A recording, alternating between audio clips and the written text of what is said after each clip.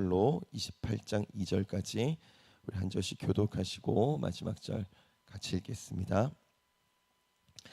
다윗과 그의 사람들이 올라가서 그술 사람과 기르스 사람과 아말렉 사람을 침노하였으니 그들은 옛적부터 술과 애굽 땅으로 지나가는 지방의 주민이라.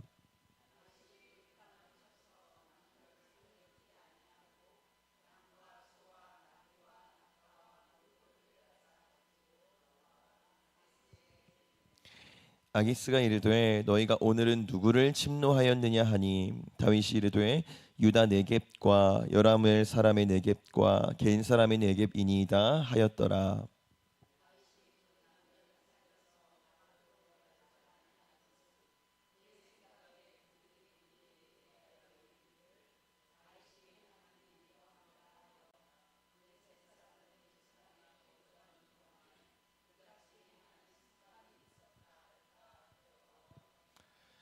아기스가 다윗을 믿고 말하기를 다윗이 자기 백성 이스라엘에게 심히 미움을 받게 되었으니 그는 영원히 내 부하가 되리라고 생각하니라.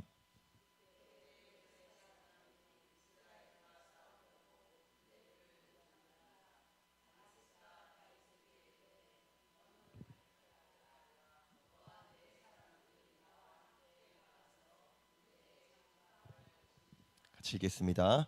다윗이 아기스에게 이르되 그러면 당신의 종이 행할 바를 아시리이다 하니 아기스가 다윗에게 이르되 그러면 내가 너를 영원히 내 머리 지키는 자를 삼으리라 하니라. 아멘. 하나님, 오늘도 구하고 바랍니다. 우리의 소원 가운데에 주의 뜻이 늘 넘치기를 원하고 우리의 목적 가운데에 우리가 사는 이유 가운데에 주의 뜻이 가득하기를 원합니다. 하나님의 뜻과 우리의 뜻이 일치되어서 우리가 사는 모든 걸음걸음이 우리의 발걸음 하나하나가 다 주의 빛을 비춰내고 주의 복음을 증거하고 주의 백성답게 살아가는 발걸음 될 수 있도록 하나님 인도하여 주시옵소서. 오늘도 부족한 자가 말씀을 전할 텐데 하나님 입술을 주관하시고 마음을 주관하시고 모든 상황들을 주관하셔서 온전한 주의 말씀을 전케 하시고 그 말씀이 살아 운동력 있게 하셔서 능력 있게 하셔서 그 말씀으로 이곳에 모인 모든 사람들의 마음이 깨어지고 쪼개어져서 새롭게 되어질 수 있도록 주님 함께하여 주시옵소서. 모든 영광 주께 올려드립니다. 감사하며 예수님의 이름으로 기도합니다. 아멘. 제가 어릴 때에 어른들이 하시는 말씀들 중에 뭐 가슴이 아프다, 가슴이 시리다, 이 말씀들을 이제 하는 말들을 많이 들어왔는데 그때는 그 말씀들이 무슨 말인지 잘 모르겠더라고요. 뭐 문맥상으로는 이해를 했습니다. 뭐 슬프거나 힘든 일이 있을 때 마음이 아프다 하는 것처럼 그냥 그렇게 어떤 느낌적인 말로만 이해를 했어요. 근데 제가 좀 그래도 살아보니까 그 해석이 완전한 착각이었더라고요. 제가 나이를 먹고 그래도 어릴 때보다는 많은 경험을 하면서 힘든 일들, 슬픈 일들을 좀 많이 겪고 나니까 가슴이 아프다, 가슴이 시리다, 이 표현이 어떤 느낌인지 정확하게 알겠더라고요. 네, 이 표현은 단순히 어떤 비유적인 표현이 아니었구나.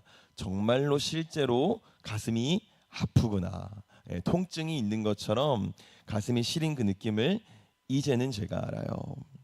그리고 이 느낌을 알게 되면서 한 가지 더 느낀 건 뭐냐면 이건 정말 느끼고 싶지 않은 느낌이구나라는 것도 알게 됐습니다. 가슴 시린 이 느낌이 참 사람을 견디기 힘들게 하는구나라는 것도 알았어요.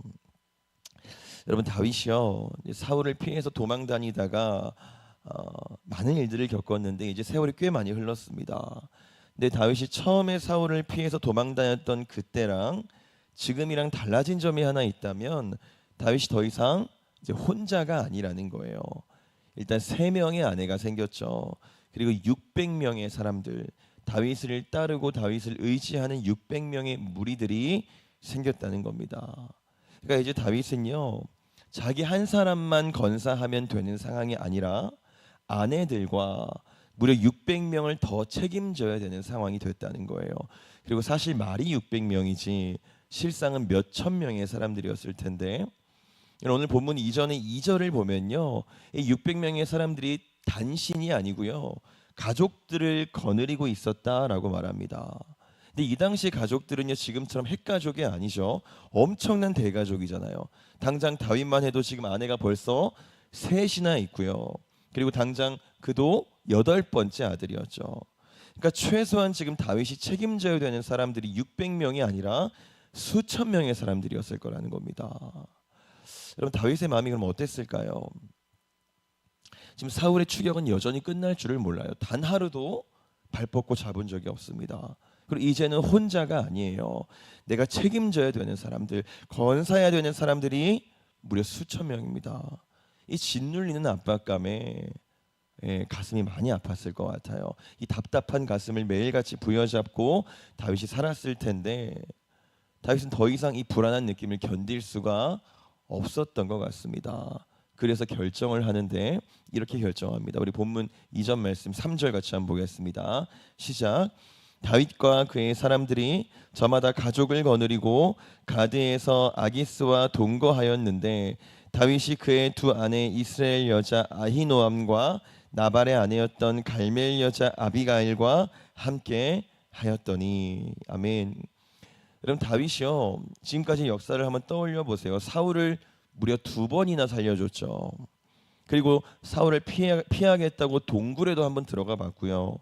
또 블레셋과 모압 땅까지 도망갔다가 거기 있지 말아라, 다시 돌아와라 하나님이 명령하셔서 다시 순종도 해봤어요. 근데 어딜 가든 뭘 하든 사울의 추격이 끝나지 않습니다. 이제 다윗은 정말로 더 이상 견딜 힘이 남아있질 않아요. 그리고 그런 와중에 이제 다윗이 한 가지 사실이 떠올랐을 텐데 여러분 기억하시죠? 다윗이 사울을 피해 도망 다니던 초창기에 블레셋의 가드 땅으로 한번 도망쳤던 적이 있습니다. 그때 막 수염에 침을 묻히고 미친 사람인 척 했었잖아요. 그리고 거기서 근데 가긴 갔는데 추방을 당해서 다시 모압 땅으로 도망갔던 적이 있었어요. 그때 그 과정에서 다윗이 뭘 경험했었냐면 이스라엘을 벗어났더니 이방 땅으로 도망갔더니 사울이 거기까지는 쫓아오지 않는구나. 내가 이스라엘 경내를 벗어났더니 사울이 거기까지는 추격하지 않는구나라는 걸 다윗이 경험했었어요. 그때 멈췄던 사울의 추격은 다시 다윗이 이스라엘로 돌아왔을 때 다시 시작됐었습니다. 그래서 다윗이 오늘 결정을 내린 거예요. 내가 도무지 더 이상은 이스라엘에 살 수가 없겠다. 사울의 추격이 너무 괴롭고 이제는 이 몇천 명의 사람들까지 책임져야 되는 상황에서 도무지 견딜 수 없으니까 과거의 경험을 떠올린 거예요. 그때 내가 이방 땅으로 갔을 때 그땐 추격이 없었지. 블레셋으로 가자. 다시 다윗이 블레셋 땅으로 향합니다. 다윗이 나름대로 머리를 쓴 거예요. 최대한의 지혜를 짜낸 겁니다. 여러분 이 선택이 잘한 선택이었을까요? 방금 읽은 본문에요. 우리 방금 3절을 읽었었는데 가드에서 아기스와 동거하였다라고 성경이 말하죠. 다윗과 가드왕 아기스, 블레셋의 가드왕 아기스가 동거했대요. 여러분 이 문장이 자연스럽나요? 전혀 아니죠. 말도 안 되는 문장인 거죠. 여러분 가드라는 이름이 좀 익숙하지 않으세요? 이 가드라는 곳은요 그 유명한 골리앗의 땅이에요. 가드 사람 골리앗 했었잖아요. 이스라엘의 원수가 살고 있는 땅이 바로 이 가드라는 곳입니다. 그럼 어떻게 그 땅의 왕과 이스라엘 왕으로 기름 부음 받은 다윗이 동거할 수 있겠어요? 말도 안 되잖아요. 근데 이 일이 실제로 일어났습니다. 여러분 성경에서 동거한다는 건요, 이 같이 산다는 건 같은 길을 간다는 거예요.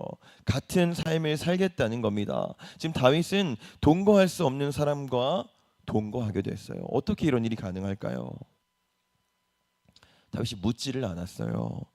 하나님께 단 한 번도 묻지를 않았습니다. 왜 묻지 않았을까요? 다윗은 누구보다 기도를 많이 하는 사람이었잖아요. 누구보다 하나님을 사랑하는 사람이었잖아요. 근데 왜 묻지 않았을까요? 너무 힘들어서 그랬습니다. 당장 이 어려움이 너무 크게 보이는 거예요. 이 감당할 수 없는, 견딜 수 없는 현실이 너무 크게 보이는 거예요. 이걸 빨리 벗어나야 되겠는 거예요. 당장 내가 좀 살아야 되겠는 겁니다. 그래서 다윗은 하나님께 물어볼 생각도 하지 않습니다. 또 하나는 경험이 있잖아요. 내가 정답을 알고 있어서 그래요. 이방 땅으로 가면 사울이 쫓아오지 못한다는 걸 다윗은 지금 경험했습니다. 과거에 경험했었죠. 노하우가 생겼고 경험이 생겼고 지혜가 생겼어요. 그러니까 물어볼 필요가 없는 겁니다. 기도할 필요가 없는 거예요. 여러분, 제가 얼마 전에요, 쿠팡으로 물건 하나를 샀는데 오자마자 제가 참 바보같이 실수해서 포장을 뜯을 때 너무 과감하게 뜯어서 부러졌어요. 근데 쿠팡이라는 기업은요, 이게 제 과실임에도 불구하고 제가 교환이나 이제 환불 신청을 하면 묻지도 따지지도 않고 그냥 신청만 하면 환불해주고 교환해 줍니다. 보통 다른 업체들은 이제 제 과실이 아니에요라는 걸 증명해야 되잖아요. 근데 여긴 그런 게 필요 없어요. 그냥 신청하면 무조건 환불해주고 교환해줘요. 왜냐하면 이제 그렇게 해서 나는 손해보다 그걸 검수하느라고 사람을 쓰는 그 인건비가 더 많이 들어가서 그렇게 하는 건데, 그럼 제가 이제 쿠팡에다가 올 때부터 부서져 있었습니다라고 한 줄만 적으면 전 다시 새 걸로 이제 교환 받을 수 있는 거예요. 제가 어떻게 했을까요? 그렇게 하려고 했습니다. 저는 경험도 있고 지혜도 있죠. 방법을 정확하게 알고 있어요. 어떻게 하면 이걸 새 걸로 다시 받을 수 있는지 정확하게 알고 있습니다. 그래서 교환 신청을 하려고 했는데 문득 물어봐야 되겠는 거예요. 누구한테 물어보나요? 하나님한테요. 하나님, 이거 할까요 말까요? 우리 하나님이 그래 해라 하실까요? 그럴 리가요. 사실 물을 필요도 없죠. 그래서 그냥 부러진 채로 안타깝지만 쓰는 중입니다. 여러분, 제가 감히 이런 말씀을 드리긴 좀 민망하지만 우리는 이제 꽤 오래 살았죠. 삶의 많은 부분에서 지혜가 생겼고 안다라고 자신하고 있어요. 내 경험과 지혜가 틀릴 리 없다고 생각하는 분야가 점점 늘어나는 중이에요. 여러분, 제가 권면 드릴게요. 우린 끝까지 물어봐야 됩니다. 경험이 쌓일수록, 지혜가 쌓일수록 더 많이 물어봐야 돼요. 우리가 경험이 많이 쌓인다는 건 그만큼 틀린 답을 더 많이 알게 된다라는 뜻이랑 똑같습니다. 그러니까 여러분, 농담이지만 진담이에요. 콩나물 가격 하나 깎을 때도 물어보시기 바랍니다. 주님, 할까요 말까요? 우리가 묻지 않으면, 기도하지 않으면 정말로 결정적인 순간에 오늘 다윗이 가드왕 아기스와 동거했던 것처럼 그 말도 안 되는 일이, 그 하나님이 가장 싫어하시는 그 일이 나한테 일어나지 않을 거라고 우리가 장담할 수 없다는 거예요. 그럼 결국에 다윗은 블레셋에 들어갔고요. 지난번에는 한번 갔다가 추방당했었는데 이번엔 다행히 추방당하지 않고 받아들여져요. 그리고 여기서 무려 엄청나게 긴 시간 1년 4개월을 살게 됩니다. 그럼 다윗이 이제 좀 발 뻗고 잘 수 있을까요? 다윗이 그거 하려고 여기 들어간 거잖아요. 발 뻗고 자려고. 그것 때문에 지금 블레셋까지 들어갔는데 그렇게 됐을까요? 그럼 보겠습니다. 보면 8절 같이 보겠습니다. 시작. 다윗과 그의 사람들이 올라가서 그술 사람과 기르스 사람과 아말렉 사람을 침노하였으니 그들은 옛적부터 술과 애굽 땅으로 지나가는 지방의 주민이라. 아멘. 여러분, 참 신기하게도요, 다윗이 블레셋 땅에 들어간 건 기도하지 않고 결정한 거였잖아요. 근데 그때에도 다윗은 그래도 선한 일을 합니다. 이스라엘과 오랫동안 원수였던 나라들을 침략해요. 신기하죠. 이런 상태에서도 하나님이 기뻐하시는 일을 다윗이 했다는 거예요. 기도하지 않는 다윗이 하나님 마음에 합한 일을 또 해요. 그러니까 우리는 오해하면 안 됩니다. 내가 지금 하나님 나라를 위해서 어떤 선한 일을 하고 있다고 해서 내 신앙이 정말로 건강한 건 아닐 수도 있다는 거예요. 내가 어떠한 부분에서, 어떠한 분야에서 하나님이 기뻐하시는 일을 할 수 있죠. 그런데 모든 것이 온전하다는 증거는 되지 않습니다. 어쨌든 전쟁을 하고 오니까 이제 가드왕 아기스가 다윗을 부르는 거예요. 이 가드왕 아기스라는 사람도 참 주도 면밀한 게, 그럼 다윗이 블레셋에 와서 나 좀 살게 해주십시오라고 했더니 이제 살 땅을 줬는데 어떤 땅을 줬냐면 블레셋과 이스라엘의 접경지에 딱 땅을 줍니다. 블레셋과 이스라엘의 최전방이죠. 네가 진심으로 항복한 게 맞다면, 네가 진심으로 나한테 귀순한 게 맞다면 이스라엘과 한번 싸워봐라 라는 거겠죠. 근데 어쨌든 이제 오늘 다윗이 전쟁했다는 말을 듣고는 바로 불러서 질문하는 거예요. 다윗아, 너 전쟁하고 왔다고 들었는데 어느 나라 쳐들어갔니? 물어봅니다. 이 질문을 다윗이 들었을 때 그 마음이 어땠을까요? 심장이 내려앉죠. 만약에 다윗이요, 여기서 솔직하게 고지고대로 제가요 이스라엘의 원수들을 쳐부수고 왔습니다라고 고지고대로 말하면 다윗은 죽을 수도 있겠죠. 가드 왕이 싫어하는 일이잖아요. 아니면 최소한 쫓겨나겠죠. 그러니까 보세요, 여러분. 다윗이 편하겠다고 발 뻗고 한번 자보겠다고 블레셋까지 지금 들어왔는데, 원수의 땅까지 왔는데, 율법의 경계를 넘어서 여기까지 왔는데 편해 보이나요? 전혀 편하지 않죠. 그러니까 우리는 이걸 알아야 돼요. 우리의 지혜는 결코 우리를 평안에 이르게 할 수 없다는 거예요. 근데 다윗의 지혜가요, 생각보다는 좀 철두철미합니다. 다윗이 그 땅을 공격했을 때에 거기 있는 사람들을 단 한 명도 남기지 않고 다 죽여버려요. 왜 그렇게 했을까요? 증거 인멸을 하기 위해서입니다. 보세요. 다윗이 이제 왕 아기스한테 이렇게 말합니다. 10절입니다. 시작. 아기스가 이르되 너희가 오늘은 누구를 침노하였느냐 하니 다윗이 이르되 유다 네겝과 여라무엘 사람의 네겝과 개인 사람의 네겝이니이다 하였더라. 지금 아기스가 물어보니까요, 다윗이 이렇게 말합니다. 제가요 유다 땅, 이스라엘 땅 어디를 공격했습니다. 거짓말이죠. 그러니까 이스라엘 백성들의 원수를 공격했는데 아기스가 물어봤더니 제가요 이스라엘 땅 어디를 공격했습니다라고 거짓말하는 거예요. 이 거짓말 하려고 다 전멸시킨 겁니다. 다윗이 이스라엘의 원수의 땅을 쳐들어갔다는 증거가 안 남아야 이 거짓말을 할 수 있잖아요. 그래서 쳐들어간 땅의 모든 사람들을 다 죽여서 증거 인멸을 하고, 그렇게 이스라엘 백성을 위한 전쟁을 해놓고서는 지금 블레셋의 가드왕 아기스한테는 내가 이스라엘 땅 어디를 공격했습니다라고 거짓말한 거예요. 그리고 다윗의 이 지혜는, 이 철두철미함은 제대로 통합니다. 그리고 보면 12절 보겠습니다. 시작. 아기스가 다윗을 믿고 말하기를 다윗이 자기 백성 이스라엘에게 심히 미움을 받게 되었으니 그는 영원히 내 부하가 되리라고 생각하니라. 아멘. 이제 가드왕 아기스가요 다윗을 어떻게 한다고요? 완전히 믿습니다. 그동안에는 긴가민가 했겠죠. 골리앗을 죽인 당사자인데 어떻게 믿을 수 있겠어요? 근데 이제 완전히 믿어요. 그가 영원히 내 부하가 됐다라고 기뻐합니다. 다윗의 지혜가 제대로 통한 거예요. 근데 여기까지만 보면 통한 것 같죠? 통한 것 같은데요.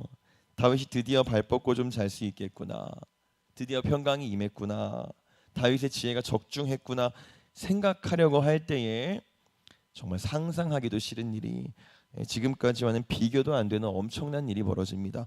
우리 본문 28장 1절 같이 보겠습니다. 시작. 그때에 블레셋 사람들이 이스라엘과 싸우려고 군대를 모집한지라 아기스가 다윗에게 이르되 너는 밝히 알라. 너와 내 사람들이 나와 함께 나가서 군대에 참가할 것이니라. 아멘. 이제 가드왕 아기스가요 이스라엘을 다시 공격하려고 채비하는 중이에요. 그리고 다윗을 부릅니다. 그럼 뭐라고 하죠? 다윗아, 너는 나와 함께 나가서 전쟁에 참여해야 된다. 여러분, 이스라엘의 왕으로 선택받은 사람, 기름 부음 받은 다윗이요 이제 블레셋의 선봉에 서서 이스라엘을 공격해야 되는 상황에 빠져버립니다. 이제는 빼도 박도 못해요. 이 상황에서 왕이시여 내가 그럴 수 없습니다. 절대 못합니다. 여러분, 이게 다윗의 지혜의 결과입니다. 묻지 않았던, 기도하지 않았던 다윗의 결과였어요. 상황이 위급해져서 어쩔 수가 없어서, 내가 이젠 정답을 알고 있는 것 같아서 묻지도 않았고 기도하지 않아도 될 것 같아서 이렇게 했는데, 내 지혜를 짜내봤는데, 이제 다윗은 사울을 피해서 블레셋으로 피신할 수밖에 없었던 그때보다 오히려 훨씬 더 괴로운 상황에 빠져버립니다. 여러분, 참 재밌는 건요, 이건 다윗만 그렇게 된 게 아니에요. 아기스도 마찬가지입니다. 자기의 지혜로 귀순한 다윗을 어디에 배치했죠? 이스라엘과 블레셋의 접경지에 딱 배치했어요. 그랬더니 다윗이 이스라엘 지역을 공격했습니다라고 보고했죠. 그 보고를 받았습니다. 그리고 착각해요. 정말로 다윗이 내 사람이 되었구나. 자기 지혜가 적중했다고 착각했어요. 근데 다 사실이 아니었죠. 다윗은 여전히 진심으로 귀순한 게 아니에요. 그러니까 지금 보세요. 다윗과 아기스가 두 사람이 다 자기의 지혜에 뒤통수를 맞는 동일한 결론을 맞이한 겁니다. 아까 3절에서 뭐라고 했죠? 그들이 동거하였다. 마치 그 말을 지금 성경이 증명하는 것 같아요.